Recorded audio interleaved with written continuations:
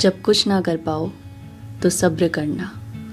अपने मन का सारा बोझा कायनात के कंधों पे रख देना। जो तुमसे नहीं संभल रहा उसे वक्त संभाल लेगा।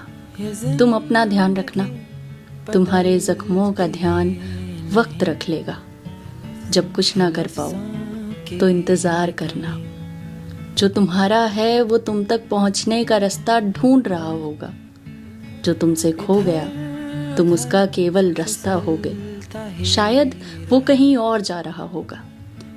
ये सोचकर उसे जाने देना। उम्मीद तुम्हें देखेगी डर भरी नजरों से। उसे अपने पास आने देना। जब कुछ ना कर पाओ तो सब्र करना। ये शाम कैसे रंग सी है, उड़ती उतरती पतंग सी है। मैं कल की बात